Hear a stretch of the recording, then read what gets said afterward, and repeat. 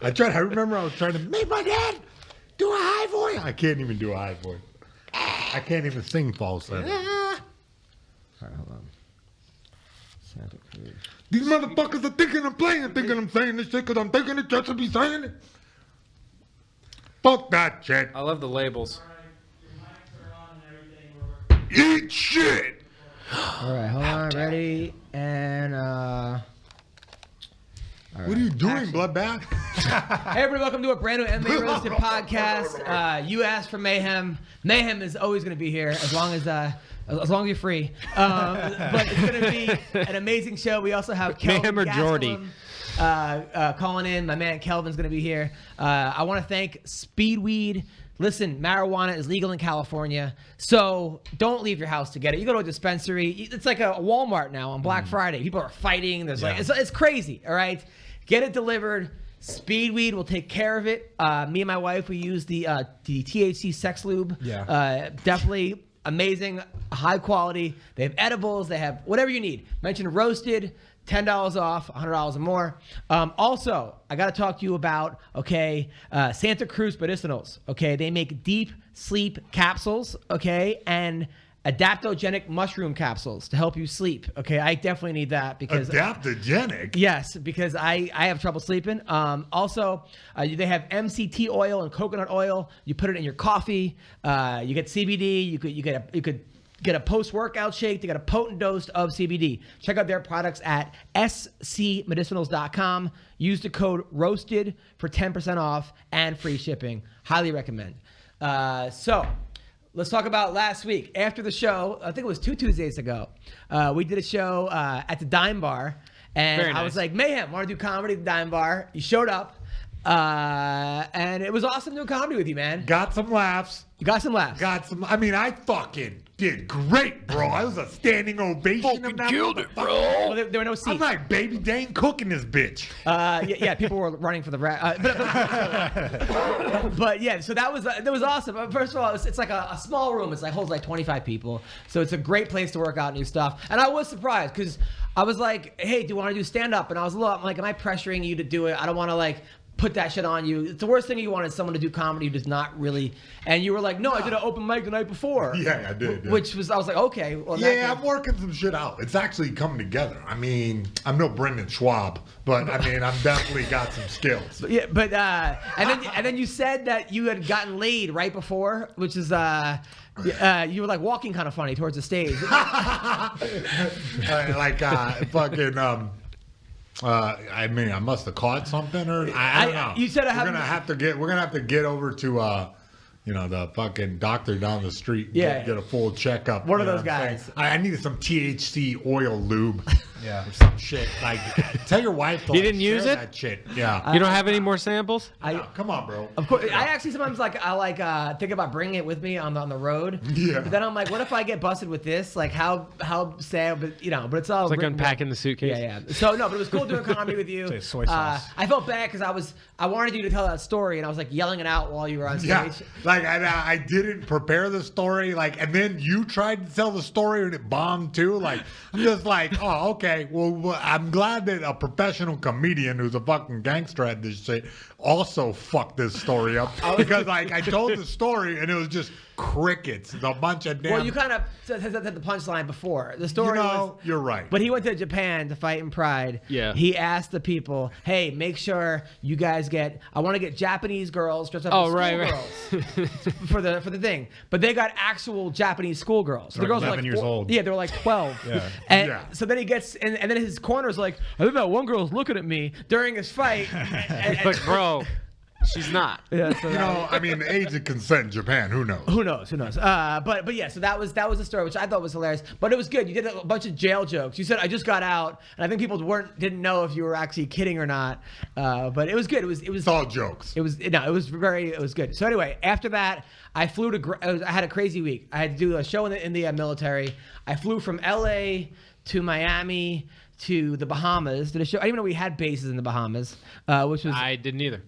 Yeah, if you're stationed, Cool. I would want to be stationed in the Bahamas. I knew Hawaii. Hawaii's a big one for Marines, but I had no idea we had. people Yeah, in it was the Bahamas. That's mostly fucking rad. Air Force. Then back to Miami, back to a different base in the Bahamas, back to Fort Lauderdale, back to Baltimore, to Greenland, and then did a show in Greenland, which I didn't know that we'd have base there either. We do. There's like 100 troops in Greenland that the U.S. has, and it's night.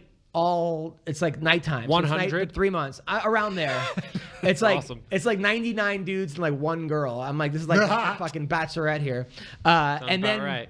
But they actually took us to this room and showed us like basically it's like 3 dudes like this looking at a monitor and watching to see if missiles are coming in from Europe. All like to see. It's just 3 guys. I'm like, I've never felt less safe in my life. Wow. But there's never been a missile. Who's gonna bomb us? Lithuania? They're I don't understand. They're really good at their jobs. Yeah. They never fall asleep. And then they were like, "Do you have any questions?" Because the last question guys asked us where we hide the aliens.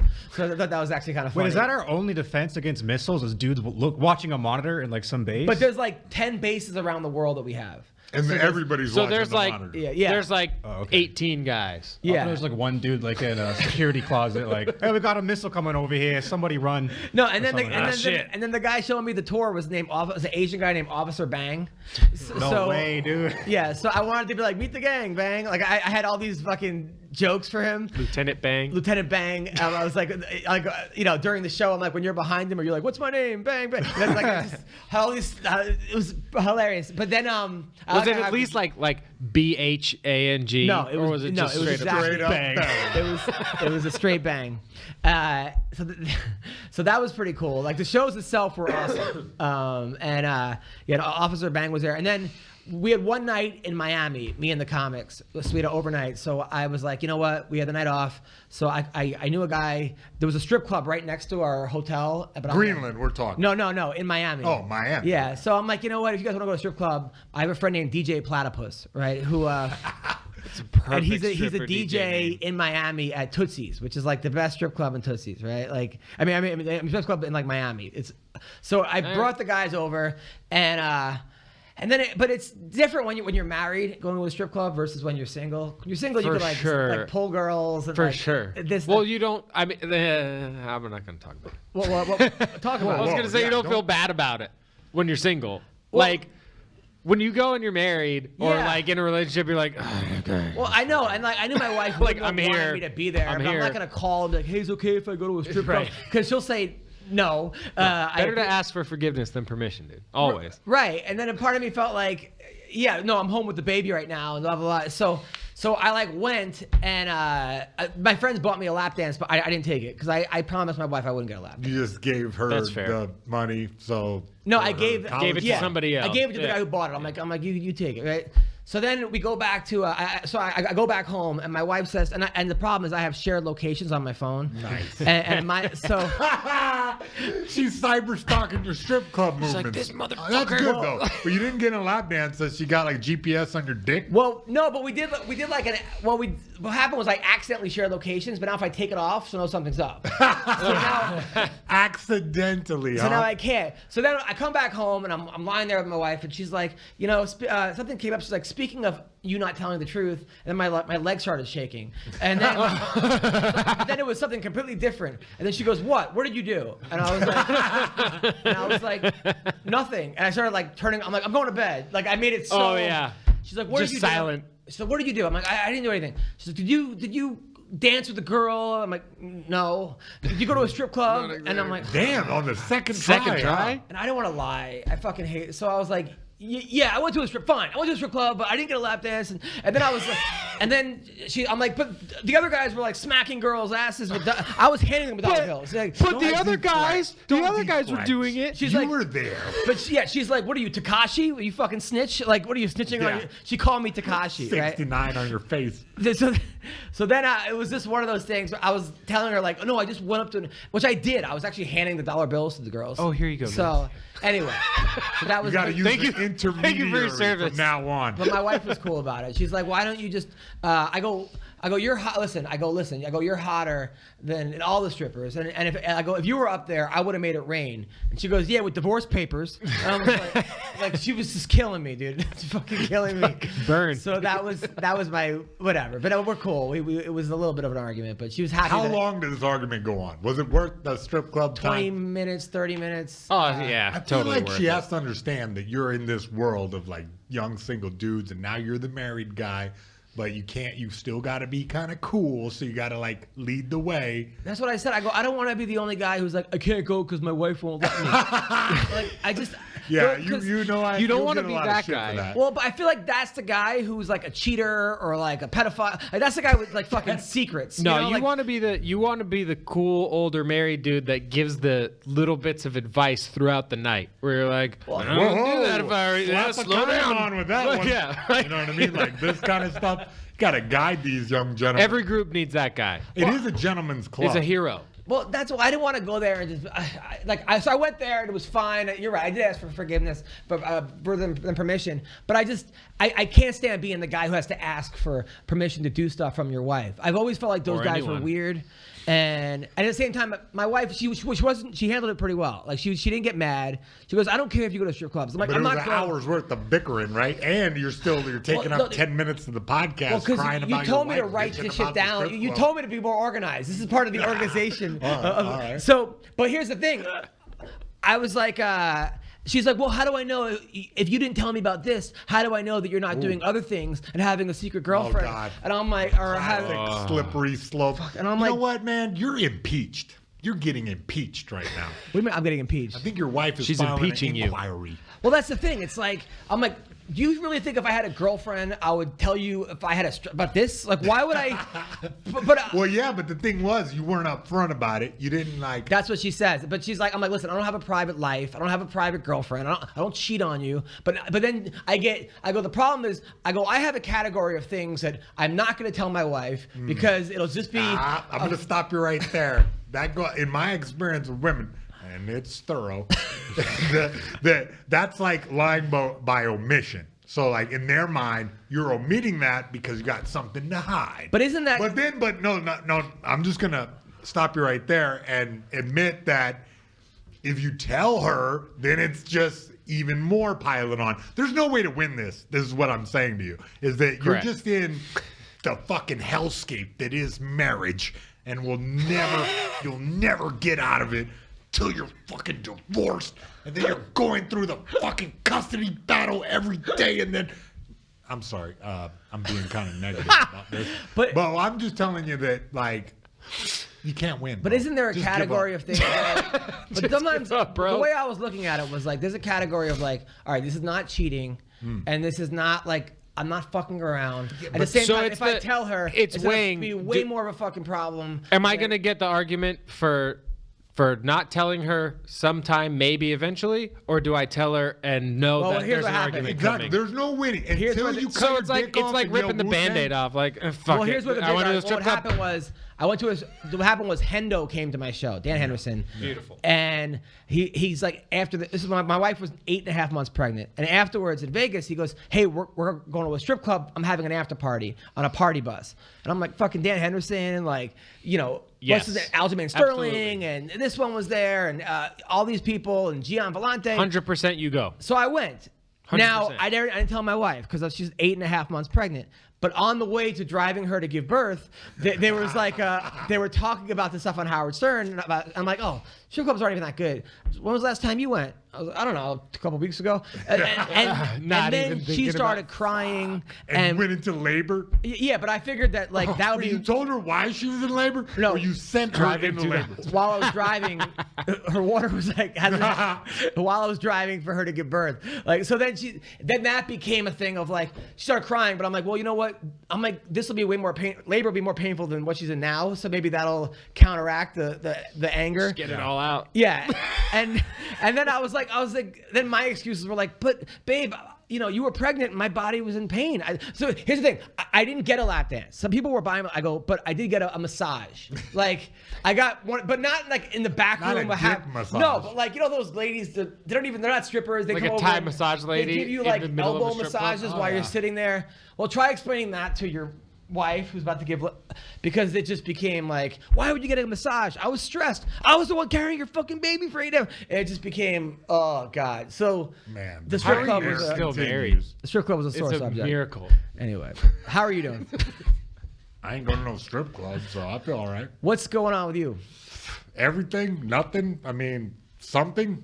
I'm here. Thank you. When's the You're book welcome, coming dude. out? I got to ask you. So last time, Hector Lombard on the show, right? Who's the biggest fan ever.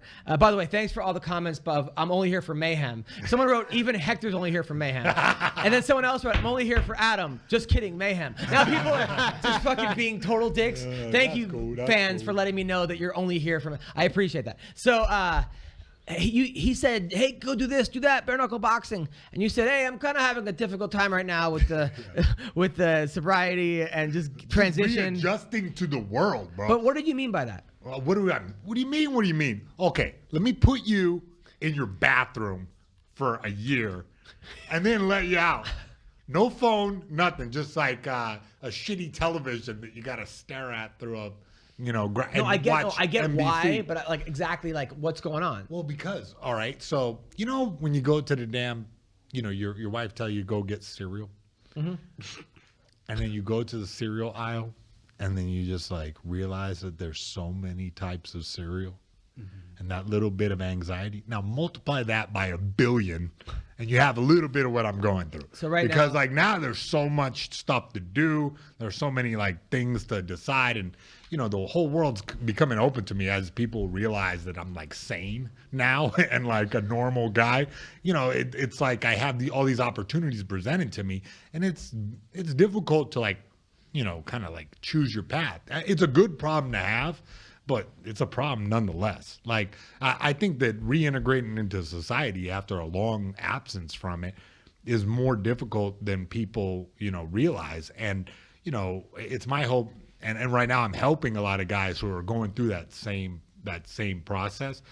It's helping me to help them because, the recidivism rate is really high because once you get used to standing in front of your door and getting your food and get like just being a damn, kind of a leech on society, it's hard to go back, to like being a normal human. And that's what I'm going through. And it's getting easier every day, every week, and it is cool. Now, but the reality is, bro, is that this is a damn tough trend. I'm a totally different person than 2 months, 3 months ago. Do you feel in a way that you've missed out on life? Like life's Of course. But, that's my own damn fault. If I wasn't acting like a madman, destroying my entire house, you know what I mean? Fighting with the cops, like I wouldn't have had to go through that. But, our society has some damn rules. We live in a society. Are friends helping you out? Yeah. I mean, undoubtedly, if you especially, and a bunch of people with Pillars Recovery, which is a place that I work with now, that they have really been instrumental in my success. This type of, nobody gives a shit about a dude who's a criminal, but they forget that these guys are human beings, and like they have some greatness in them. Everybody does. And if you can harness that and like bring it back to the forefront instead of all that bad behavior that, feeds into this negativity, you can help people rise up and all of society rises up, but no one gives a shit. Everyone does. People do that. But here's why I get nervous for you. Because, okay, so you came over to help coach wrestling, and we had a great time. You were a fantastic coach. I mean, you were so patient. I love the kids, man. I so love the patient, coach. so good. But afterwards, I'm like, hey, come inside. Let's get some food, right? Well, in my house. We're in my house, and you're meeting my baby and playing with people here, and everything's great. Now, I have a wacky neighbor, right? My neighbor, I mean, when I say wacky, like, just next Across level. the street? Across the street, yeah. What's their ethnicity? So she's white. All right. So, but Jewish. that's make but sure. For so sure she's constantly lets her baby, who's 2 years old, naked, running around the front yard, which is bad for like 100 different reasons. Number one, there's pedophiles out there. Like the kid's too old to be naked. Like why is the kid? Just all kinds of shit, right? Really, So I'm talking to it. Just yeah. Talk. Doesn't matter. It's a boy. It just doesn't. Bruh, little Also, dick. if it's a girl, it's okay. Listen, little dick swinging in the fucking breeze, bro. It's not. It was disturbing. One thing He warned me about it, and I still wasn't mentally I look prepared over- to see a little and she's- uncircumcised dick swinging in the wind. But she's super nice and she's sweet. Is she though? Okay, she's nice enough, okay, and normal, but at the same time, it's one of those things where you're like, this person maybe. What? So I look over and I'm like, oh shit, that fucking kid's naked again, because these kids like 8 hours outside naked. So Mayhem goes. She comes to the door, and Mayhem comes out and goes, put some clothes on that kid, right? And I'm just, I can't help it, bro. I'm a confrontational person. Right. You know, And then if it was his daddy out there with the dick swinging in the wind, I would have told him, put some goddamn pants on. Of course. So she goes, who are you? And you go, Mayhem. And I'm like, so now I'm like, And then she goes, are you his cousin or something? I was like, yeah, I'm his cousin. So then she goes, oh, so she starts rambling, and he goes, all right, I don't want to see that kid's wiener anymore, right? Or something to that extent. And I go, Mayhem, come here, like get away from the door, like just come back in the house, right? So I go, dude. And I backed off. Of course. You sat down, but I go, bro, listen, this woman's obviously something's the issue, but she goes home and she Googles Mayhem, right? And all your shit comes up, and then she goes, oh no, and she makes a phone call and says, this guy made it inappropriate, cut my wiener away.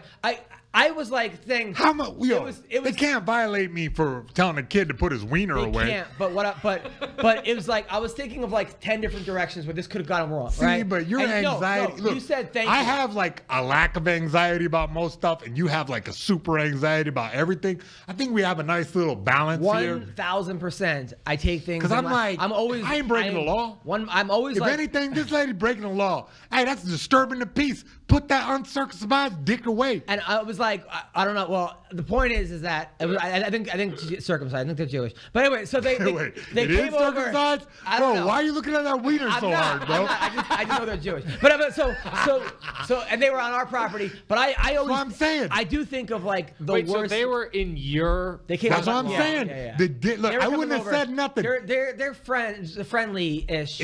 No. This kid is doing a power move, bro. I this thought kid's they were coming over across the street with on his their own lawn, circumcised and you're cock. fucking yelling. No, he was on. Like I wouldn't have said shit, but all of a sudden, this little Neanderthal baby wanders over. The point is, look. With his dick hanging out. Is offensive. I know, but to me and to the rest of America. Okay, Adam. but I'm looking at worst case scenario, right? What's the worst case scenario? Is that you end up in some ridiculous scenario, bro? I wish the cops would show up and I'd be like, look at this baby dick. Somebody get this baby That's dick where I get worried about off you. his property. That's where I get worried about you. I get worried about you because yes, you're in the right. But when you're around other people that are maybe a little off, okay, your offness comes out. Listen, a you little didn't bit. get it. Yeah, I was hitting on that chick. I was trying to be her. I was trying to be her new baby daddy. The point is that you. And then we could live right across the street from each other. But then for like the next 2 weeks, I thought like Mayhem needs somebody around him at all times. All times. Get the fuck telling out of here. him, dude. Okay, you're right. You're completely in the right. Look, but where like you're starting right now at like -27, and everyone else is at 0. I hear you. Okay. So look, I'll admit, okay, I was a little aggressive with my "tell that baby to get his dick off my lawn" type attitude. Oh, right. You're right. All right, you know the jailhouse came. I worry out about at someone me. hearing this fucking podcast. Okay, but God. I don't. But you got to admit that. Look, I mean, no, look, you're in the right. But my point is that I think crazy people or people are attracted off, to me. They attracted to you, and they bring out your sense of like craziness or inappropriateness, and then you're the one who's going to get in trouble. No, but here's the thing: is that you understand that I like took it upon myself to do that because I knew I don't live here. And I don't that way. So I don't live here. Fucking and house.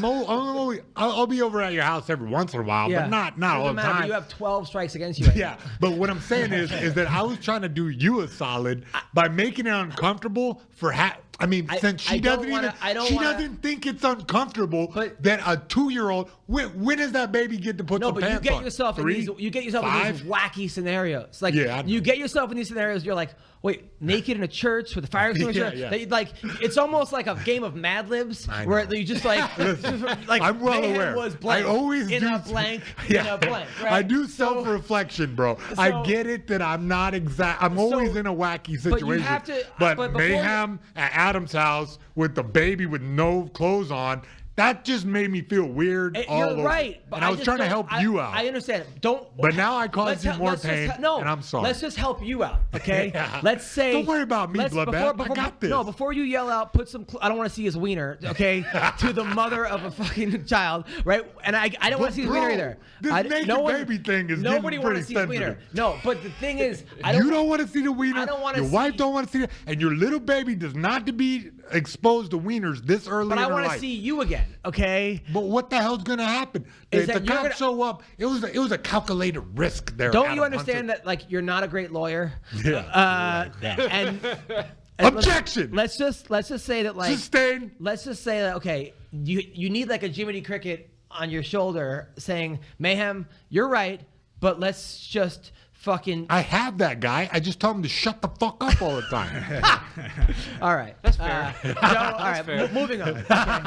Okay. You know what? Fine. If you don't want me to, give opinions on baby dicks, I don't. Fine. What I want you to do is just think to yourself, there's some crazy people out there, and I don't have to out crazy them, or I don't have to tell them that, right? Just think about Bro, yourself. why are you like, trying to suck all the fun out of my life, dude? Come on, because honestly, I think it'll be something so fucking stupid that'll set you back there.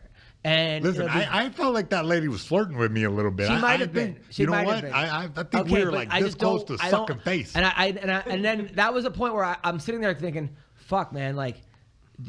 He's gonna have a tough time because little things are gonna fucking set him off, and you're in the right, and it's like No, but here's the thing: where you're not getting, Adam. I appreciate you're so worried about me.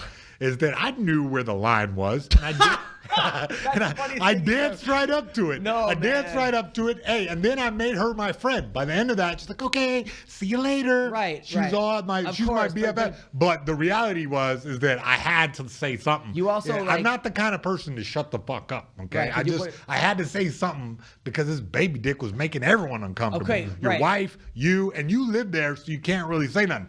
I realize I don't live here, so I can put a little seed, put the seed of But I doubt know, in her but it's head. like- but it's like, that maybe it's okay. time to put some when. So when that kid's 13 and your daughter's 12 and that kid's swinging dick around, just remember the Mayhem was the first one to say, "Put some pants on."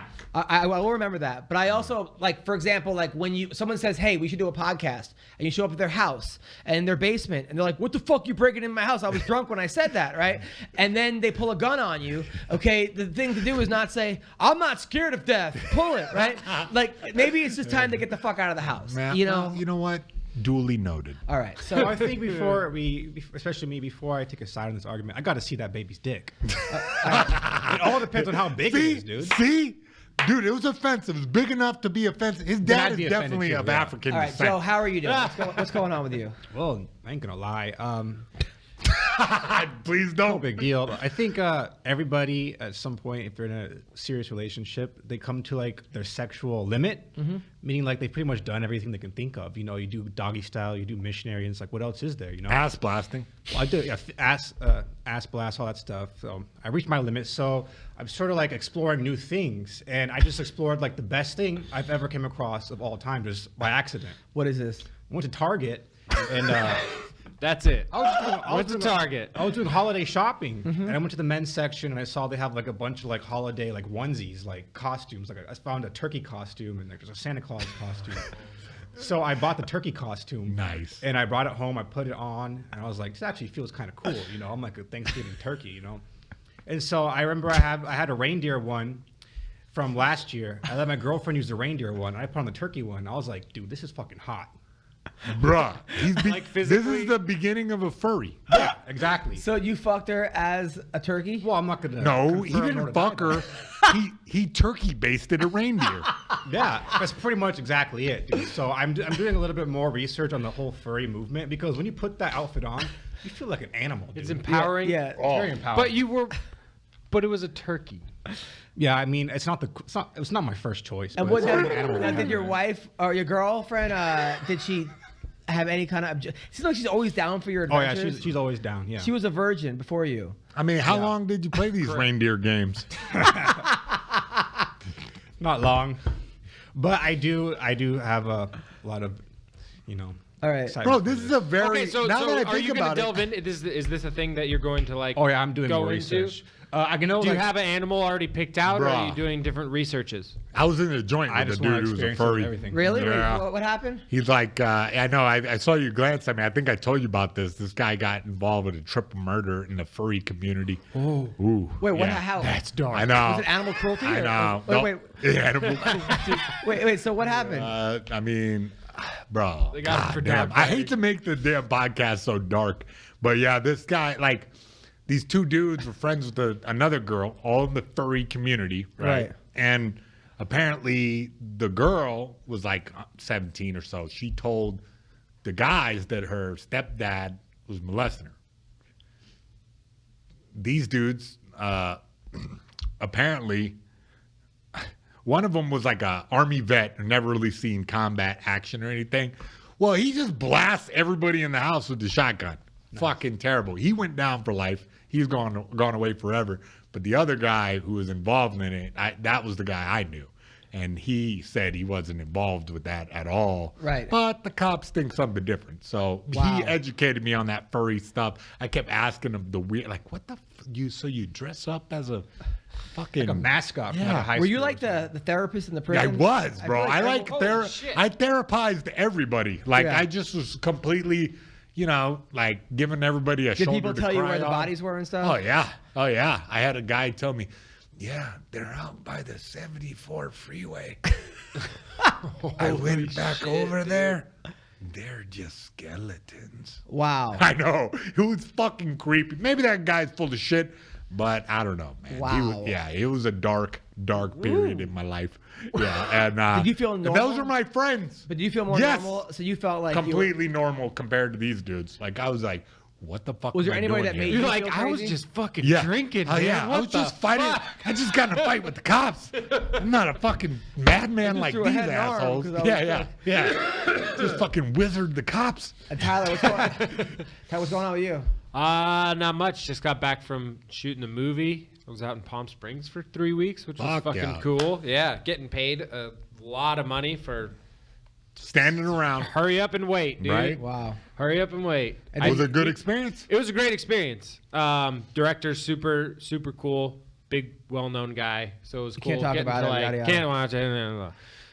But it was cool, like getting to watch him work and like see how he does stuff and like how he shoots and where his, And we were what he's coaching looking yesterday. for It was our and first whatever. semester back, and this little kid, like we always get, not always get, but this one kid came back, and I was like, all right, do some forward rolls. No.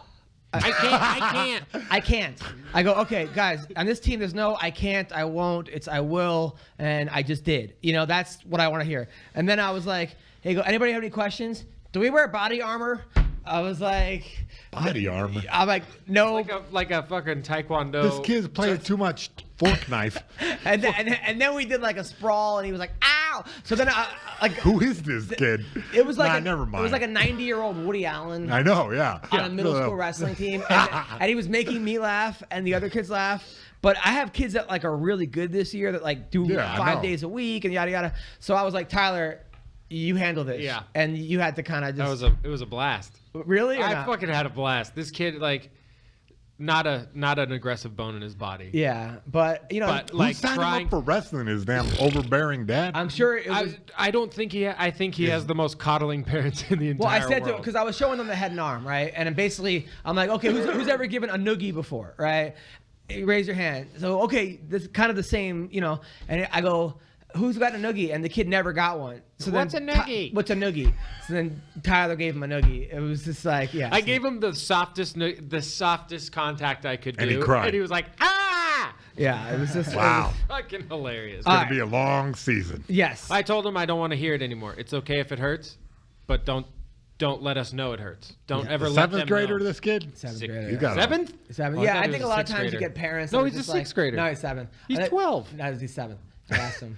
He skipped the grade. Because I He's told him, smart. I go, this is your first day of wrestling, so you're gonna get away with a lot of shit. I'm not gonna get mad at you, but we have to take it to the next level. I'm not a babysitter, okay? I'm not interested in babysitting. Yeah. So I'm interested in coaching champions. So if you want to be a champion, this is what you do. If not, there's all kinds of there's screenwriting 101. Croquet. There's like basket weaving. Go play croquet. But this is not. And then I'm like, am I that asshole coach? Like it's hard to me. No, to, dude. No. So You're a buttercup, okay? Because compared to me, I can't. I don't know. I feel like I'm a little too mean for those kids. The kids that I ran into with you, those kids are all like savages. Because they want to be But there. this little guy, trying to be- yeah. I might be like, I might like lose my cool. I might do a lot of this like head slapping and like walking away. You know what I mean? Nah, I remember those I remember my coaches like had no patience for like the little wimps. Well, that's the thing. Well, then the other part of me is like, well, it'd be great to turn this kid. Exactly. Oh yeah, he can Because become he's not going to something. get it anywhere else. I don't want to give up on him on the first day, especially. No, It's all right. At I the got same him. time, I'll take him. if this takes away from the rest of the kids, then we got a problem. Hey, I turned King into a Wrestler. You wrestle. Yeah. just call him So, wrestler. Yeah. let's talk about some of the fights that went on. You watched the Jacare fight? No. No? No, didn't Okay. even see it yet. So it was a you missed nothing. It was a really boring fight. Jacare went up to 205. He looked great. I just think that with Jacare, it's hard because there's a guy who's not getting blown out. He's losing to guys that he would have beaten 5 years ago, but he's losing like by a small margin. Yeah. So you're like, It's well, he's losing by a step. He's lost that step. but he's right there. 39 years old. I mean, it's one thing with like Chris Weidman, who's getting knocked out in 12 seconds. You're like, Yeah. maybe it's time. But what do you do with Jacare? You make him a gatekeeper? I mean, that's kind of If where he you wants- arrive. If he wants to be, yeah. If he wants to keep Look, he wants fighting, to keep let him fighting. keep He wants fighting, to give keep him fighting. There you decent go. guys. Now, you and fought him whatever. twice, right? Yeah. Now, your second fight, you got disqualified for soccer kicking him. Nah, not disqualified. What happened? It's a no contest. I thought we were doing pride rules. You really thought that? Yeah. Did they tell you that? Yeah. Then But then when I kicked him in the UFC? head, they said it was illegal. I said, oh, Nobody said you had no idea going into that fight you couldn't kick a guy in the head? no, Come on. I didn't. What did your coaches say afterwards? They said, why did you kick him in the head? Weren't you fucking paying attention to the rules meeting? I was like, I'm better than Silva. What did you guys? They didn't do a rules meeting? Yeah, but it was in Japanese. I wasn't listening. Now, the first time you fought him, though, the first fight, you lost a close decision, right? Yeah. Now, was he better than you expected or worse? Or did you know how good he was going to be? It's about what I thought, Like, I knew he was a tough guy. He's always been tough, but, Yeah. I expected that. Now, his jiu-jitsu, were you intimidated by that at all? Nah. I like win my whole career, never tapped out. I like got choked one time, but like never tapped out. So I like was not afraid of Who'd you any get of choked by? Dude, Todd Carney. I hit my head on the mat and then woke up thinking I won. Yeah, he choked me with a guillotine. That was like way early in my career, and then I came back and mutilated It was him. on like a double leg or something. I You just, double legged drove him. it, I yeah. picked it was one of those great moments One of in those my Matt career. Lindland moments? Well, yeah, I scooped him up and I heard the crowd go, and I was like, oh, watch this, and I like spun him around to the center of the ring and jumped, and I hit my head, and the last thing I remember was like thinking, you can't guillotine me. I'm awesome at jiu-jitsu. And then I woke up and Tito was looking down at me. I was like, did I win? Yeah, it was a rough one, man. Yeah, that was funny. But like, I mean, you know, now, did you take losses? Did you cry afterwards? You get upset? Were you bummed? yeah, for sure. You can't be a real competitor if you don't really give a fuck about losing. You know what I mean? I wish I could have just been like, ha, whatever. But like, yeah, dude, and like jumping rope every day, thinking about that loss is like that kind of, singular focus. I really think that was instrumental to my success. Becoming a great fighter was that I was pushing myself every time and challenging myself to get better and better and holding myself to a real high standard. Well, Tyler, like so. I mean, people don't know. I mean, you're 0-3 as a fighter. You're a brown belt. You can kick 99% my ass, everyone else's ass. But you seem like you kind of didn't get that upset when you lost, right? Yeah, because like you said, you can't be a real competitor if you don't care if you win or lose. And I'm kind of like, You're not a real somewhere along the way, I lost that. I lost the fire of being a competitor. No, it's funny. I was thinking about it last night, where I used to get so fucking angry when I would lose. Like as a kid through high school, would get so fucking angry. And somewhere in my competitive career in jiu-jitsu and fighting, like that just went away. Like I just stopped caring. I was like, oh, all right, well, life goes. Like I learned that like life just goes on, and like But your image though, So, like, the image that you whatever. had was that you wouldn't give a fuck. Well, yeah. See, that's the funny line that you got to dance, like, because I had my best performances when I wasn't concerned about winning or losing. I was just concerned Right. about like the moment, like just having fun in the moment. Those were my best performances. Then the flip side, when I look back at it, I would lose fights when I was too focused on winning or too stubborn on one direction. And if the fight was going bad like this way, I wouldn't adjust because I wasn't in the moment. So it's a very strange line you got to dance as a competitor of being like, free and in the moment and relaxed, and going hard in the moment to win. So it's like, man, it's a beautiful dance, the fight business. When I lost in high school wrestling, I wouldn't leave my dorm room for like 3 weeks. Right. Bro, I felt cried like- in front of Stipe Miocic. Really? Yeah, I Okay. fucking cried When was like a that? motherfucker. My last UFC fight, I just fucking cried right in the back. But you gotta like. What does you Stipe do? He fucking went out there and beat the guy's ass. Like he won his fight that night. But in the locker room, man, I came back and I it's funny because, like I haven't cried in like fucking forever. And I'm talking through jailhouse, through this, that. And sometimes I was like, man, I wish I could cry because it's so cathartic. Like you feel better. You just cry. And then you fucking stand up, Like, wipe your all right. face and okay, I'm better now. And that's what I did. Eat a hamburger and go about your day. Right. But it's like a very difficult thing to do, especially in our culture where, you're supposed to be manly and never show emotion or whatever. But look, that's for the birds, to have that release and catharsis. It can help you to move on. Does Stipe come up to you and like put his arm around you? Yeah. Did he really? We know. No, he had business to do. I didn't expect him. I even, I hid in my corner Right.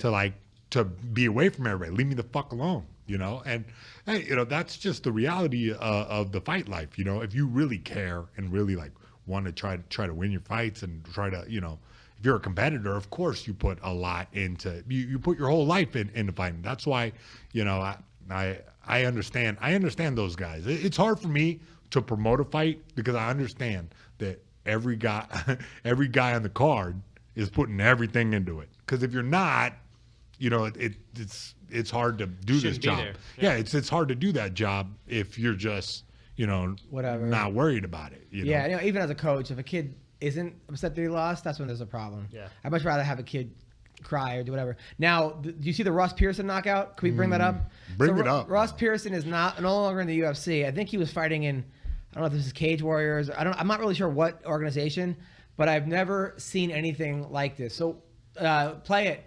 What is this, Mayhem? Like, can you do this? I already kick? know. I already know what this is. Watch this. I've done this in practice. Hold on. So he's fighting this guy. Third round. Under that Okay. eye. Spinning Kicking heel it, kick. Yada, yada, yada. All right. Pearson Both guys with look the pretty body- damn tired. Oh, shit. Oh, my That's God. Rolling Thunder, man. I told you there's a name for it. Yeah. Now, how do you do that? What is that? Yeah, there's some. I ran into this. This is like a technique. This like, I think it's from Hapkido or something like officially. But yeah, it's a rolling thunder kick. You do a forward roll and you're trying to aim.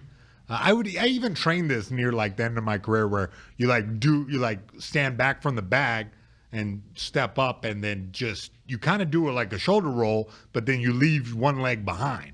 And if you can land your heel on his face, you knock that dude the fuck out just like that. For sure. Yeah. And look, I like Ross Pearson. He's awesome. Yeah, he's big great. fan. But maybe it's time. I mean, Look, bro, you can't knock the guy for busting out a sweet ass move. No, of course. But fuck, man. I guess it's hard to go out like this, right? I mean, Yeah. We'll see him in BKFC. how do you even prepare for this? In practice one time, this dude tried to do that on me. You just step out the way, really. I mean, you gotta identify that it's coming, but he didn't even know this was coming. Yeah, look at it. He wasn't ready for that. He didn't know that was a move in this guy's arsenal. Like, what the fuck? You know what I mean? Like, what was that? Yeah, he still doesn't know. Yeah. So, Oh man, poor guy. Yeah. Yeah. Hey, I mean, look, the MMA needs some shit like that, you know, and that's a bummer that Pearson had to go out like that. But dude, you got to give props to that guy Of course. for digging deep into his tool belt and busting that one out. 50 seconds to go in third round. Come on. Yeah. Yeah, it sucks nobody's talking about that guy, you know? Yeah, Everybody's just talking about Ross Pearson getting knocked the fuck out. I don't even know who that guy is. Gallon? What? Gannon? Gallon, like a gallon of gas, a gallon of ass whipping. Oh man. That's whooping. Yeah, Gallon and a half. that was hard to watch Fuck. though. So is Gastelum logged on? No. All right, so we'll just keep going. Kelvin missed weight for this podcast. All right, so now other fights that went on. Paul Craig took on Shogun. That fight, I thought Shogun won. I don't know how they called it a draw, and Shogun lost the first round, won the second, and won the third, except for like the last 20 seconds, and they made it a draw. It made no sense to me. Did you watch it? Nah, I didn't watch Did it. anybody watch the fight? I watched it. Who did you think won? Well, I had money on Paul Craig Yeah. in my parlay, so I was biased. I thought he won the third round. But I could have seen it gone either way, to be honest. You know, 2 judges gave it for each of them. Okay, so Gastelum's ready, by the way. And then Randy Brown beat Warley Alves. Yeah, Yeah. that's a shocker. I called that. You called Really? that? Yeah. Warley He's not on Alves your is parlay? the one guy to beat Colby Covington. He won the Ultimate Fighter. He's had an up and down career. Randy Brown's a kid they picked from Dana White's looking for a fight. He got starched by a bunch of guys. Bilal Muhammad beat the shit out of him. Yep. And then he also got against that one guy from Florida that hammer fisted from the bottom.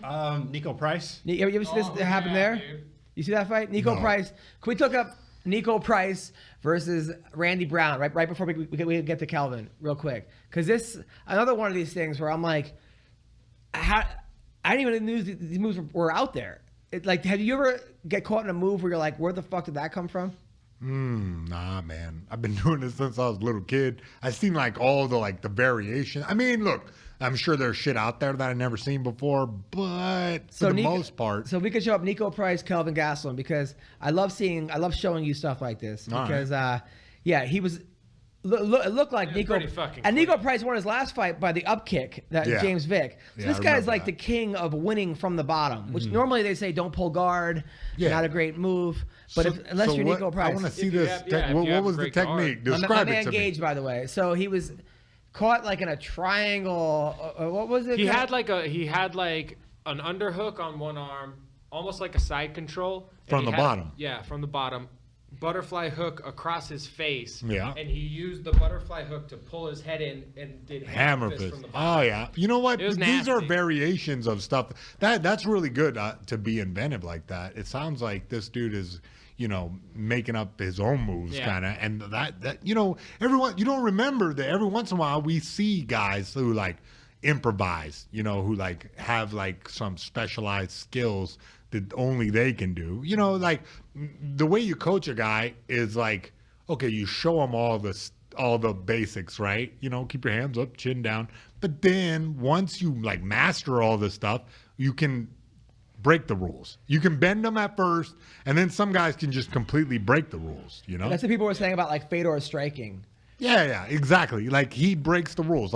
His weird, you know what I mean? it's like swinging from jalopy, his yeah. damn. Yeah, so it looks like that ain't gonna work, but it works for him. That there's always these outliers who can do techniques that aren't really, they don't look like they're technical moves, but they work for him. You were an outlier in jiu-jitsu, correct? Yeah, I did weird stuff. Yeah, I would do weird techniques that, they're run of the mill to me, but other people, didn't do them.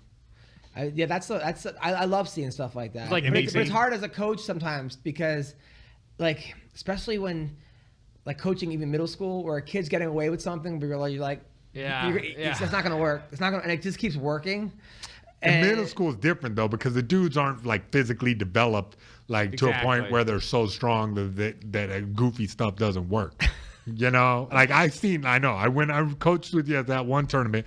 I was cracking up because I was like, no, don't turn your head. Never mind. That Yeah, worked. like Yeah. Like, how did he just get 2 points? Yeah, My favorite- These are apples and oranges. These are oranges and bananas. Yeah. These are oranges and kiwis. I don't even know what the hell I'm My talking favorite thing is the wrong side double leg.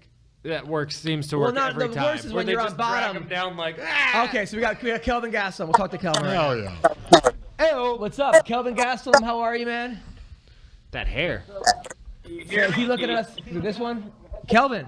Oh, I got to. Put your damn Sorry headphones about on. that. Thanks. Can you man. guys hear me? Can you see How are me? you, brother? Barely. Good. Can we get the volume up? The volume's a little weird. So we're talking to one of the best fighters in the UFC. He was top 2 at 185, top 2 at 170. He's Not proved good everybody enough. wrong. Everyone's like, he's not going to be able to make it at 185. He knocked out Bisping. Hell yeah. He beat Jacare, Yeah, something you couldn't do, Mayhem. And now where are you? You're in Florida. How are you, man? What's going on? I'm in Miami Beach, man. Nice. I'm gonna see you tomorrow at the Miami Improv. I'm gonna be there tomorrow night. So are you taking a was my- vacation? What's going on? That was my Scarface impersonation. Miami Beach, man. Anyway. Can we get volume on this? Is there something? Joe, help me. He said Miami Beach, man. Miami Beach, man. All right. How's the volume? Are we Gage? Thank you, man. You guys can hear Gage me to the well or rescue. no? All right, here we go. Kelvin, talk for a sec. Yeah, hello. Yeah, that's better. Right, There it's we better. All right, talking to Kelvin Yeah. Gastelum. So you're taking a vacation? I'm out in Miami Beach, brother. Having a little time to myself before I head back to work. Good. Now, did your girlfriend graduate high school? Is that what you're celebrating? You asshole. Yeah, no. Yeah, by the way, he has like a girlfriend in college. She's smoking hot, but she's got to be like what, She 21? graduated years ago. She shows up to your fights wearing her sorority letters and stuff. She just so young, but she graduated years ago. But actually, I got a confession to make. Her and I split up a few months ago, like 2 Wow. months ago. Yeah. What happened? Was it because she's dating Darren Till now? Is that what happened? Or I is, think so, man. No, Fuck. she's a good girl. Damn. All right. So you're in Miami, just rocking Cuban vagina right now. You're probably going crazy. Well, I met up with Henry out here. I met up with Kamaru out here, and we're just having a good time. Well, Kamaru's in training, but Henry and I are having a good time. You and Henry Cejudo. Do people think that you're his dad? We pass for brothers. Okay, I like it. Now, I had money on you in that last fight. I'm not gonna ask like someone asked Nate Diaz like, hey, pay my rent because I like blew my rent on your thing. I was like, Shoot. dude, was it one of those things you just couldn't get started? Yeah, of course. I'm sorry. Was it something where you just couldn't get started against Till? Yeah, man, I just felt flat. I don't know if Mayhem has ever felt like that. I don't know. Fight Night, just fucking flat and just not on, at all. And just You think maybe not that- my night at all. Maybe a little bit of overtraining, or like, what are you gonna do different on the next one? I mean, you got to learn from that, right? Right. And I just think it's a lot of things that I could have done better during fight week. Maybe rest a little bit more, not train as much, and maybe not cut as much weight. This time we cut it close. And I think it all affected me, and it kind of felt flat, just real flat. And not my night, man. I don't even feel like I lost to Darren Till. It's not like I got destroyed or flattened by him. It's just not my night that night. No, of course. Now, But man, I've already got 2020 mapped out, bro. I'm so excited for what's to come, man. I'm recharging right now here in Florida, as you can see. But 2020 is already mapped out, and I'm planning a big year ahead. Now, you were a state champ wrestler. You're a great wrestler. In that third round, you went for a takedown, but there was like 20 seconds left. Do you kind of wish that you kind of went for the takedown earlier? Yeah. I mean, I just wish I could have been on my shit that night more. I mean, I just wasn't on my game that night. I really, it's a sucky feeling that I never want to feel again. Well, people always say like, hey man, Kelvin Gastelum in the gym, he shows up late. The girls beat him. Everyone fucks him up. But then when it's fight time, you just knock everyone out. I mean, you're just a different fighter fight time. But maybe it was just an aberration. It was a one-time thing. It was something where it was just, hey, sometimes this is the first time that ever happened to you, right? Yeah, I mean, just felt fucking flat and just not on, and it was really weird. I never felt like that in a fight, and I don't ever want to feel that again. Well, I mean, you're right there, man. Now, what happened on the scale? Because they said that you were your coach like leaned forward or something. Yeah. You got in trouble. Like what exactly happened? Yeah. Well, I guess my coach got a little too close, overlooking the scale there, and I didn't even notice that he was right behind me. I was just focused on making the weight. Lifted you up by the ass. That's what they said. This guy. Now, but you got like in trouble, or like now you can't go back to New York? Like, what happened? No, I got a little fine for doing that misconduct and for scale tampering. It's hilarious. For beating the system. Now at 170, like, because you were having a tough time making 170, but you could make 170. You won the Ultimate Fighter at 170. 185, right? sorry. 85, but you used to fight at 170. But then this time you had a tough time making 85. Like, did you get up to like 230, 240? I'm being serious. I did get really heavy after my fight with Israel in April. I took a really long time off just because I wanted my body to heal up, and I took myself away from training completely for like 2 months, and I did get up pretty heavy, Is it your mom? I think this is your mom's fault, because your mom keeps making you, right? Your mom makes you those like burritos and the this and that and all that Mexican food. Like, do you tell your mom? Unfortunately, I don't hang out with my mom that much anymore because of that. Oh, okay. Oh, mom with the quesadilla. And then, but then your girlfriend was a nutritionist, and then you broke up with her, and then you gained 40 pounds. Who were you? Her fault. Did you break up with her for Aunt Jemima? Like, who the fuck did you like? Did she have stuff to do with this? No. I just feel like it was my fault, in my time off. I gained too much weight, and then I had, this time I had a little bit of trouble. How much weight did you cut? Oh, how much weight did you cut the week out? Sorry to cut you off there, bud, but how much weight did you cut the week out? The week of 15, which I don't really ever do that much. Yeah. Actually, in most of my fights at 85, I'm walking at 85. Yeah, it seems like that could definitely affect your conditioning, bro. 15 pounds in a week, that's kind of rough. You also been knocking everybody out. And do you think maybe you kind of fell in love with your power? Maybe. Yeah. I was pretty confident that I was going to knock him out, but out there and look like shit. So, yeah, maybe. So was I, because like your boxing is on point. He was a Golden Glove boxer. Oh yeah. So if you don't know Kelvin's story, because I know you've been away for a while, so thanks, bud. So Kelvin graduated high school, was like the 8th seed in the state tournament, won the states, right? Then he goes to college. He misses his mom.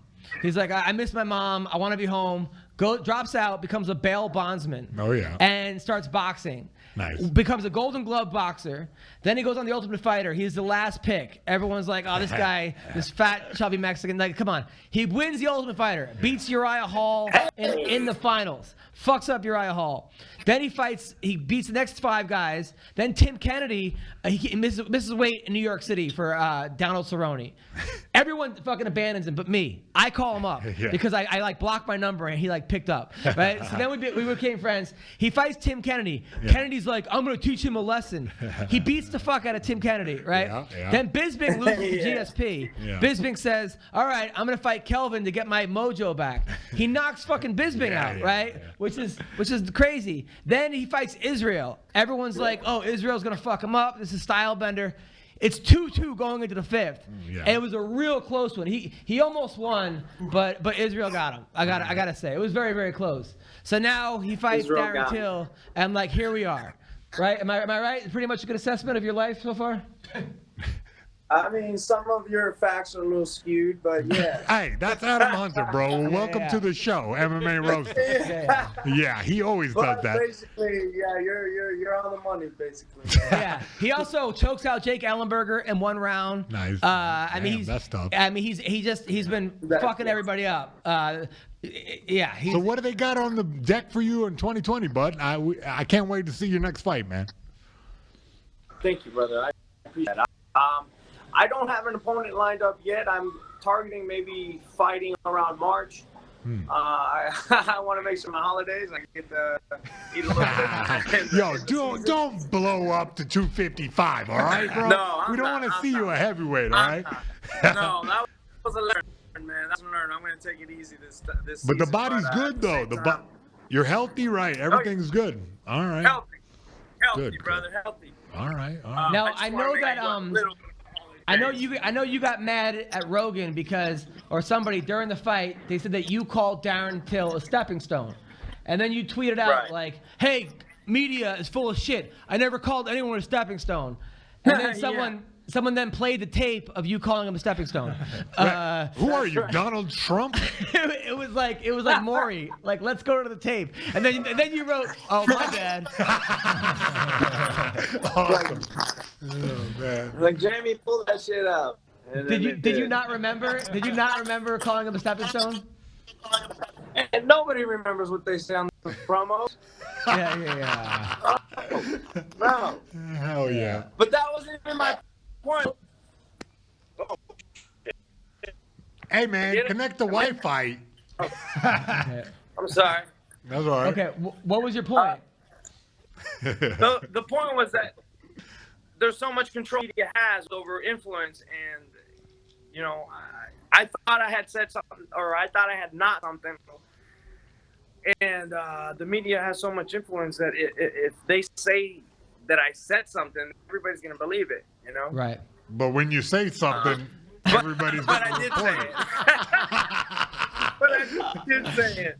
Maybe you should have stayed in college. You're not wrong. Yeah. You just fucked up. It's okay, Yeah, man. Look, yeah. Kelvin, you are the most likable human being I've ever met. Like, And handsome, too. you're one of these guys that like, and you're a loyal dude, man. Like, you're a loyal guy. Like, you're one of those dudes. Like, he came to my. We were in Vegas, and he came to my hotel room to do a podcast. Yeah. And I like fucked it up. The sound was like beyond horrible, and it kept dying. And he just sat there like the nicest.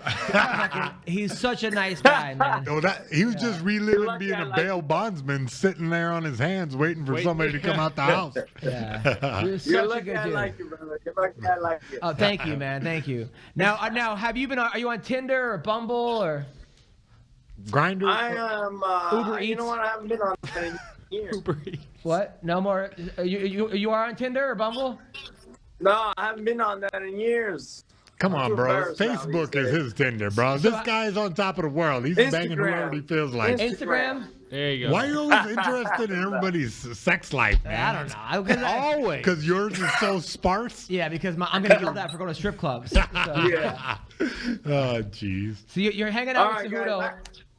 Bro, I'm sorry to cut you, but I actually have to take off in a little bit. Okay. There's some hot did the chicks pizza waiting come? Yeah. The pizza's waiting for me at the door. Nice. Okay. All right. Well, I'll see you tomorrow night We'll talk at the soon. Miami Improv. Yes, sir. We'll see Thanks, you tomorrow, Kelvin. brother.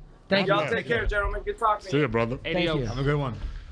Hell yeah, that dude's fucking living life right now. Yeah. No, he lost that fight, but whatever. You know what I mean? He'll be back. He's like a great competitor. Yeah. So that it's good to see him doing good, man. It's like, that's awesome. He's never been dominated. Like he's never been even. No, because he has a Well- good base of skills. He's got the wrestling. He's got good boxing. It's difficult to crack that nut. A guy that has those skills in particular, boxing and wrestling together, is like he's a very black belt in difficult to jiu-jitsu. just smash it. dude. Under 10th planet, right? Yeah, he's a black belt. Oh, he does? 10th Yeah, planet, I that think, makes yeah. sense. So he has a well-rounded game. I just killer. the thing about him though is I get nervous about him being undersized because Till looks so much bigger than Well, him. yeah. Till's I mean, he fucking fought oversized. at 70, and now he's walking around 85.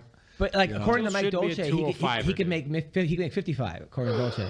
How tall is he? I don't even know. Dude, he's like 6 5. feet. No, he's not. Kill? No, Kelvin. Oh, Kelvin. He's like 5'10". 5'9". Oh, really? I mean, you see him, you're like, how is this But guy? he's like a muscle truck kind of dude. Yeah, he puts on kinda a lot fat, of muscle. like- He's just a. It's like Nacho block. Libre. He's just a block. He's regular one of guy. those dudes that's just like heavy, but you don't know why. You know, you're like, Dense. where is it? He's bones. just fucking dense. And he hits a lot harder than you think. Yeah, exactly. Like he knocked out. He fought Weidman, and the fight was almost over in the first. I Because, saw that, yeah. And then Weidman came back and submitted him because Weidman's so much bigger than him. Yeah. But he can knock out anybody. I mean, Bisping definitely did not expect to get knocked out by him. The speed difference too. Like if a guy's walking around a little bit lighter and like naturally smaller, I'd rather fight a bigger dude than a smaller dude because my style complements that. Because if a guy I fight dudes where I'm usually, if I'm faster, it's like better for me. Right. But like when a guy is smaller and faster, it's like more difficult because the guy can just So take you'd rather corners fight quick. like I'd rather fight heavyweight than damn. So you'd rather fight Tim Kennedy than like, or like you'd rather fight Rampage than Tim Kennedy? Yeah. Fuck yeah. Because I'm faster. So that way, like, I can move my head, move out the way. Well, and yeah, sure, that it's more dangerous to fight a heavier guy. Because if he does land something, it's like a doink, and you could get knocked out. But the smaller guy can pick you apart. It's like I used to spar with the dude who was like Olympic, he was training for the Olympics, Olympic boxer. Dude was like 145, and bro, it was just like fighting a bumblebee. Yeah. It's like so annoying because yeah, I could get him with the good big one, but he could hit me with 3 and then move. It's more. It's more difficult. Like, that's the interesting thing. Is With wrestling, it was like the opposite. You always want to get lighter. You always think but then. Well, but even jiu-jitsu too, it's easier to like scramble against a bigger guy. Big slow guy. Yeah. Yeah. You want a big, strong, slow guy more than like your weight. Takedowns or one only. below You're right. you. Takedowns only. It really helps to be bigger. But when you're scrambling around on the ground, there's Is that because someone's neck though too? It's like so. It doesn't matter how big you are. If you get someone's neck, you get someone's neck. There you go. Yeah. Something like And that. it's easier to get Speaking a of big which, guy's neck. but before we go, so I don't know if you know this, but so Bo Nickel, who's a world champion wrestler, he's like basically the modern version of Ben Askren, but probably better. Bone nickel. Bo Nickel. This guy wrestled for, I believe, Penn State. Big, tall, lengthy guy. 3-time NCAA national champion. Bone nickel. Current Bo world Nickel. champ. Bro, I'm liking this guy's Well, name. Does he maybe have a we'll- first name or is Bo. it just Bone Nickel? And he does- Oh, his name is Bo Nickel. yeah, yeah. Oh, bro, Bo Nickel's man. he I does- hope he got that Twitter. He does these weird things. Like if we look up Bo Nickel NCAA finals, he does these things where you're just like, come on. Yeah. Like he basically this He's a dude had funk him wrestler. had him pinned, and he just like over under from the back threw the guy and pinned him. You're Just just a like. beast.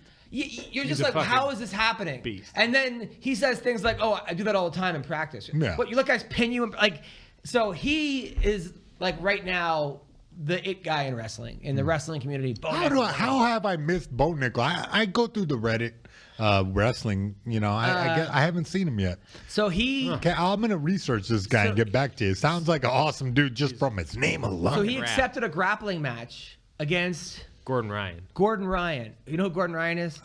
Faintly. So he's now the world champion. I don't follow jiu-jitsu. Just but- won ADCCs. He's 2-time That's why I know ADCC him. gold medalist. Okay. IBJJF Worlds. Fuck yeah. Every He also fucking does- EDI Also and- another beat. And he No doesn't time look like limit, the everything. the typical jiu-jitsu guy. Like he's shredded, right? He's a big, It's like 230. looks like the Athlete. Hulk. All right, when is this going down? That sounds December interesting. 7th. They're having a grappling match. Where? December 7th, I think. It's And going to it's- be on Flow Grappling, but Yeah. it's like a jiu-jitsu rules. But No leg locks. But no leg locks. Oh, okay. But I don't see how Bo Nickel can win because he's not a jiu-jitsu guy. What do you mean? Take the guy down, back out of his guard. Take the guy down. That's probably going to be the strategy. When I coached guys who just know wrestling, who go, "Nah, you're not going to do jiu-jitsu. You're going to make this a wrestling match." Right. That's the strategy. In practice, that's hard, especially against a top-level jiu-jitsu guy. It's going to be really difficult to avoid. To just get out, back out of his yeah, guard. but yeah, according it's hard. When there's no But, strikes allowed. Exactly. But according to Gordon Ryan, right, they're going to have a wrestling match afterwards or something? He said this something along the lines of, I understand that this is a very like jiu-jitsu heavy rule set, so we're gonna do another one. You think? We're gonna do another one that's a wrestling heavy rule set. Well, I don't. But it's all like, to me, it's like these submission MMA guys grappling that want to go into still, so- boxing. Like, you're not going to win. Like, Masvidal called out Canelo Alvarez. yeah. It's a money grab. Woodley. Tyron Woodley called out Alvarez. Good. It's a money grab. Yeah, make some money. Now, are they thinking like, okay, it's basically a win-win because if I lose in this guy's skill set. Yeah. And if I And I win, make I money. get $30 million. So Sort is of. that If you what lose, you get $30 million. Exactly. Yeah, I don't see any boxers. If the dynamic were switched where, the MMA, like if UFC would spread some money around and like, get Canelo Alvarez to do jiu-jitsu, I'd like to see him get double legged through the ceiling and then fucking choked unconscious. We'll have with James Toney. Yeah, exactly. Right. Or, Mayorga. That's what I'm saying. Because the skills don't translate. And it's the same thing. Like, if you spend your whole life boxing, you're going to be much better at boxing. Of course. And for the, MMA, look, MMA guys are fearless. They're not scared to box. Right. Do they have the skills to hang? Nah, probably not. But, I mean, if they're going to go make some money, hats off to them. No, I get it. But even with this Bo Nickel thing, I'm like, where he's just going to make wrestlers look bad in some ways because he's probably going to get choked out pretty Look quick. at Askren versus Maya. It's pretty much like the same scenario, dude. Yeah. And as a wrestler, I want to see the wrestling guy win. And Askren has a See, jiu-jitsu you're so black belt. racist, bro. Yeah. You're racist against jiu-jitsu guys. Well, unless Bo is training jiu-jitsu, I don't see how he wins. Hey, our cauliflower ears are just as earned. Why wouldn't okay? he train jiu-jitsu? because I'd be happy to help him out. but he's a college champion. I mean, He's gonna train in jiu-jitsu. for what, 2 months? Yeah. And he's gonna do. No, 2 months, 2 weeks. It's in like 2 weeks. I mean, unless he's already training in jiu-jitsu, which I don't think he is. Nah. I don't. I went to like Penn State and wrestled with those guys. They just whooped my ass like pretty You did? good. That's where he's from. And then, oh really? Yeah. Oh, okay. Well, I went to Lehigh up there and I wrestled with all the guys. And I got a couple takedowns every once in a while, but like mostly I just got fucking demolished. What year but was then at the end of practice, we did jiu-jitsu and I just strangled everybody. And it was, When was this in your life? this is like, I don't know, 2010 or something. So you were like that. going with like it was before like Phil Davis with those guys. It was after they were gone. It was they knew Phil, so it was like around that time, but he wasn't there. Because I remember So- those two guys were hiding out in your house. Yeah. Pat Cummings Yeah. and Eric Bradley Yeah. were two guys that went to Penn State and they were national finalists. I mean, Pat I think came in second. Yeah, they were and then badasses, yeah. Badass guys. Eric Bradley was the best guy I've ever actually trained with. And like I actually was like, I've never felt so helpless wrestling somebody before. Yeah, he's a beast. Yeah. And the fact that he didn't make it very far in MMA is like, whoa, that was eye-opening. He had a really tough time adjusting. You know what I mean? He had a tough time. Like he kind of was set in his ways. A lot of guys who come from wrestling, if you're set in your ways, it's difficult to adapt. Like you have to like be relaxed to like and understand to change your stance and like become like evolve in a different way. But if you're stuck like this is the way I'm going to do my double leg, Right. it's going to be difficult to adapt and become a top MMA fighter. So these two guys went back to Penn State, like alumni, and robbed a bunch of frat houses as a joke. Pat Cummings and Eric Bradley, not like two regular guys. So now they're on the run for the law and staying at Mayhem's house. And like, not a bad place to stay at the time. so I remember that like you were harboring fugitives. Look, man. Oh my gosh. You know what? I'm not gonna make any excuses for my conduct, okay? But they were my buddies. They needed somewhere to stay. Yeah, no, of course. Could we bring up the Bo Nickel NCAA Finals, Gage? Thanks for being so cool, by the way. So, because I want to show you this crazy sweep. So, all right, we're jumping around a little bit, but okay, here we go. I think this was it. Bo Nickel, Miles Martin. Yeah, right here. So he's number one guy. Watch this. So he could put on his back. Yeah. See, there's where a butterfly. And Oh, that's totally a jiu-jitsu, bro. Yeah, but that's like bad white belt. I do that all the time, though. that's in the NCAA Finals. Listen, against bro. the number two guy in the world. That wasn't. He country. wasn't even in my. I do that all the time. Yeah, I do that all the time. I mean, if he actually had the butterfly hook in, it would have worked a little better. No, that worked just fine. He used his knee on his cock. It was perfect. But I mean, that guy was not expecting that. That's for sure. Yeah. I mean, that was insane. That you know, that wasn't impressive to you guys to do that again. To me, that looked like jiu-jitsu.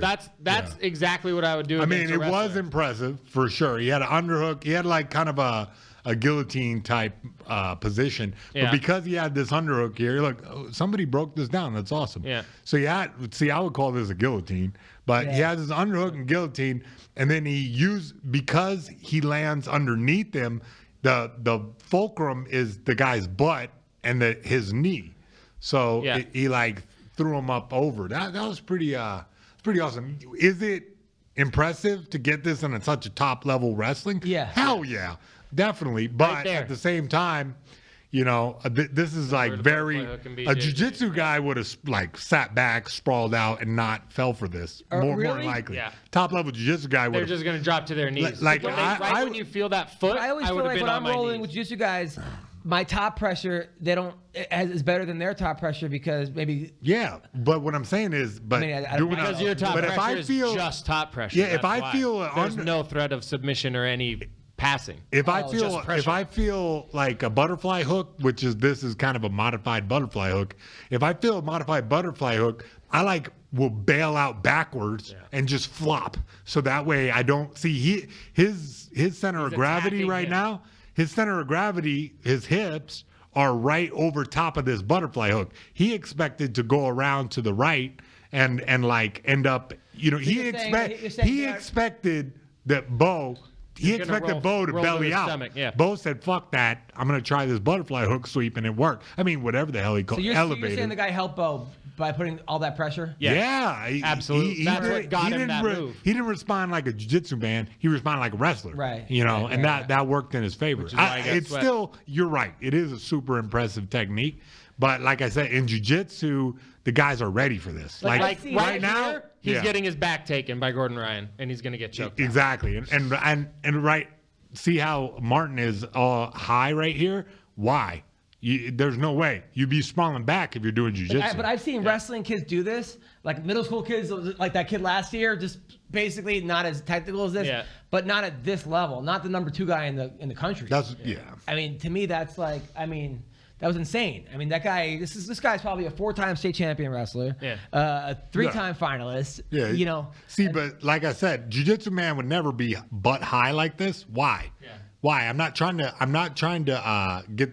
You know. If he knew what he was doing right now, he would be sprawling. Yeah. He'd be sprawling. If he realized. Right leg windshield wiping over his knees. Yeah, it's one of those things where dudes are like, it's just a different.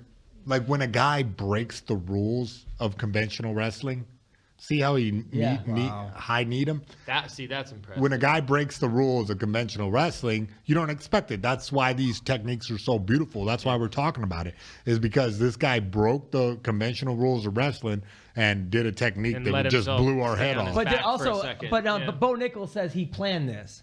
Yeah. There's no way he planned this. Yeah, he did. Or when he felt that single leg happen, it was already done.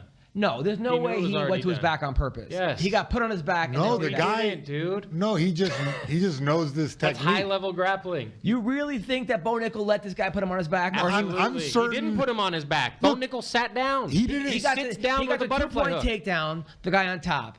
He's not giving up a 2-point takedown to get him to take him. No, he already fucked up, and the guy had him deep and was almost taking him down. So instead of just bailing out and flopping on his belly and giving up the 2, he did this sit-down butterfly hook technique. What are you not getting through your head that people like? He didn't just pull this out his ass. He practiced that move, and then when it came up, he did. I do that every day. So maybe he does do jiu-jitsu, Bo Nickel. Well, he definitely does something similar. I don't think he understands grappling more than he understands wrestling. I don't think people are putting him on his back in wrestling practice. For sure they are. What do you mean? Look, when you wrestle a guy, like for me, like I would always work, like even now, like when I'm going with a guy who, you know, he's good, but he's not fucking awesome, I'll put myself in terrible positions and then work my way out. Or the coach will put you in those positions. Like when we put like one guy has this, one guy has on his back, start wrestling. Yeah, it's just this guy is such a high level wrestler. It's hard to believe that he's getting in that position that often. Well, I mean, but he's not going to practice every day and smashing everybody. He's working techniques. And I think the reason that he is such a high wrestler is because he works different stuff like this. He might let a guy who's not as good as old Martin right there to put him in a bad position and then get his, work his way out of that. Yeah. And so he definitely has trained that technique. He didn't just make it up on the spot. Of course. He definitely drilled that a bunch of times. And then when it came up in this match, he summoned it and made it happen. It was very impressive. The place went ballistic. Yeah, that was badass, yeah. So let's talk about some of the, by the way, I felt bad. My man, first of all, James Krause won. Super happy for him. You got to leave? I gotta go. All right. James Krause, by the way, is like one of these guys. Stupid word. He's out of Missouri. Just a great human being. Like his sister or someone in his family has like kids that are like on drugs or something happened. Someone was on drugs. He took them in. He's just a good human being. He's one of those guys where I'm like, I'd love to be like a guy like James Krause. Yeah. But on the flip side, another guy who I really like, Jared Gordon, who former heroin addict, hooked on drugs, then went some kind of injury. They put him on painkillers while he was under, hooked on drugs again. Damn. Now in the UFC, was like 11-1 going into the UFC, and just got starched by Charles Oliveira, which sucked. Yeah. But Oliveira then called out McGregor. Which, he did? Yeah, he's like, Conor McGregor. And I'm like, McGregor's not fighting you. Like, yeah, well, everybody's trying to get some money. Yeah, you can't blame them. No, but at the same time, call out someone that you think they're actually going to put you up against. Like, I don't see that. He's 145, right? Oliveira? I think he's 55. 55? Yeah. I think he deserves like a top tier opponent. Because he's on like a 11 fight winning streak or something like that? All by knockout. Not on like 11 fight, but yeah. Yeah, how are you going to hate on the guy for trying to, punch up? Of course I don't hate on him. I just think that realistically, McGregor, if he does come back, they're putting him up against a Nate Diaz trilogy fight or a Khabib. What is or a McGregor Masvidal. doing? Is he's just spending some money, huh? He's just hanging out? He's a guy that like... Is he saying he's going to fight again? Because, according to Twitter. Oh, great. I can't wait to come back, and he's talking about Khabib and how much Khabib sucks and this and that. But Khabib killed him. I mean, beat him pretty bad. I mean, yeah. But Khabib, I was thinking about it recently, and I think I'm on the Khabib hype train for sure. But I did see some glaring flaws in the striking. Everybody talks about his striking is good too. I think his striking complements his wrestling, which that's the smartest way to fight when you're such a dominant wrestler. But if he tries to, strike with if he ends up in a striking battle with McGregor can win. Like, I don't think Khabib's striking is that developed really. It's just like I said, it's smart the way he punches in order to wrestle. But if he hangs out there too long, have an old Ronda Rousey kind of complex, Well, I heard they was talking about Khabib Ferguson in March. Listen, it's about time. I've been campaigning for that fight forever. Tony Ferguson needs to fight him. Who do you think wins? Oof. You know what? I'll say Ferguson. Ferguson has a way better shot than everyone's giving Khabib. I mean, giving him. I think that it definitely can happen. But he gets hurt a lot in his fights. Does? Ferguson. Yeah. He's one of these guys that gets hurt, comes back, gets hurt, comes back. If he gets hurt, will Khabib let him come back? Yeah. You know what? That's a good. I want to see how things develop, because if it really happens in March, I'm going to be excited. I'll be watching that one. Yeah, that's what they're saying. It's about damn time. Now, Bare-Knuckle Boxing. You watch this? No, I saw some highlights. First of all, your ex-training partner is now the new champion. Oh, yeah? Joey Beltran. Awesome. Is the heavyweight champion of Bare-Knuckle Boxing. Well, he beat Chase Sherman, and he said this is the most important fight in his life. He was crying, and it was a great fight. Beltran's awesome. I'm glad he's doing good, man. That's cool. You guys used to spar together, right? Yeah. What was he like in sparring? Yeah. All right. Yeah. Spar. Yeah. He's a spar. But I give him a lot. He said that he's always had something going on in his life, and not to make excuses, yada yada. But he really trained for this, and all the, there was so many times that, should we still do this? Should we quit? This and that. So good for him. He beat Chase Sherman. It was good. And Jason Knight, who they call him Hick Diaz. This guy, there's a video of him beating up two guys in a bathroom stall. that came out last week. Hot. I guess he said he was taking a piss, and someone was crying about his girlfriend, and he made a joke.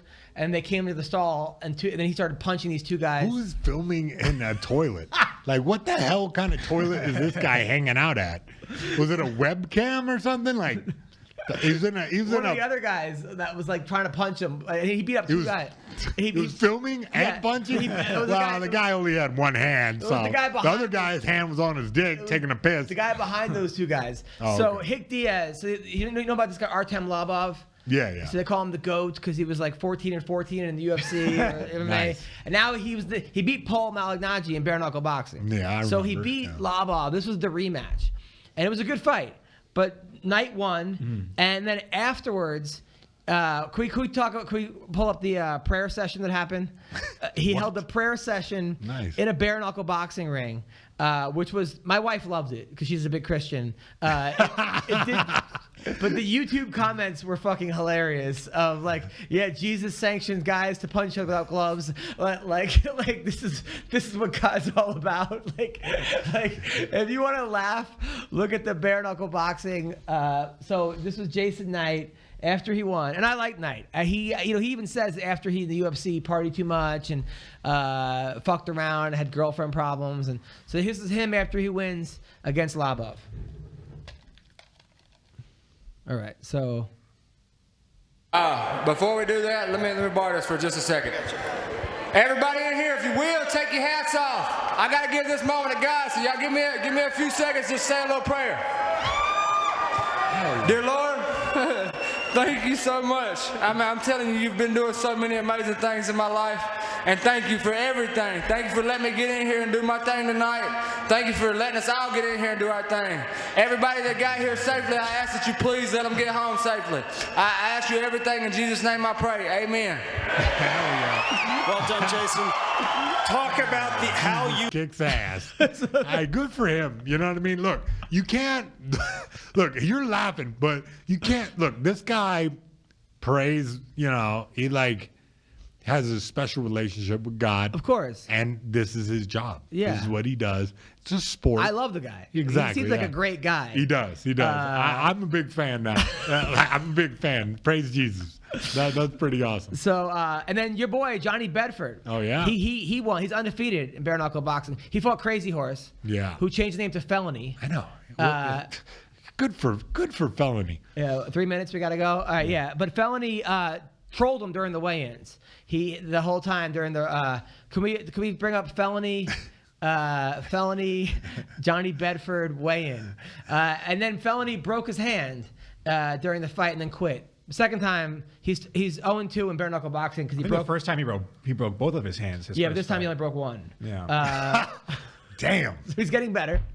So I miss his old name, Crazy Horse. Yeah. So this was the weigh-in between. Felony, and then he walked into the bare-knuckle boxing with his jeans around his ankles, and his shorts on.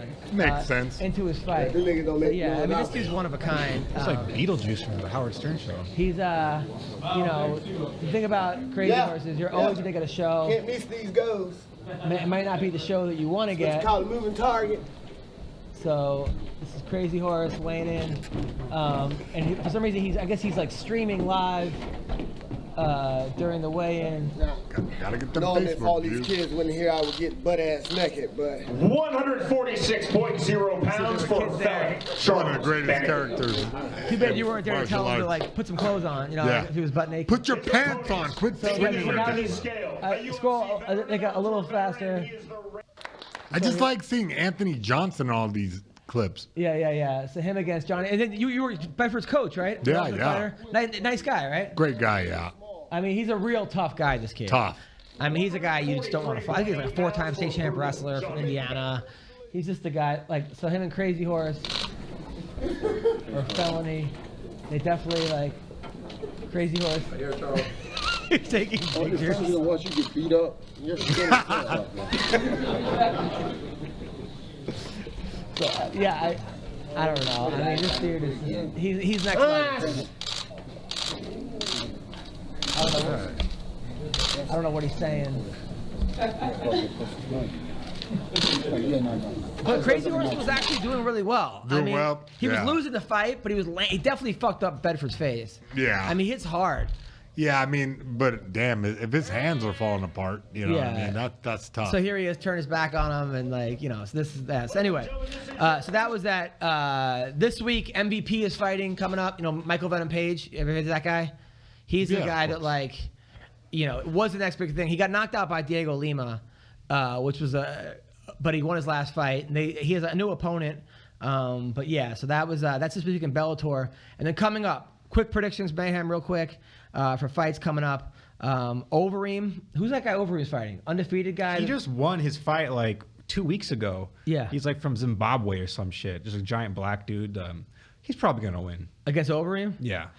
Why? He's gonna land that one punch, and then, you know, Overeem's his chin is kind of. But he's untested though. He's untested.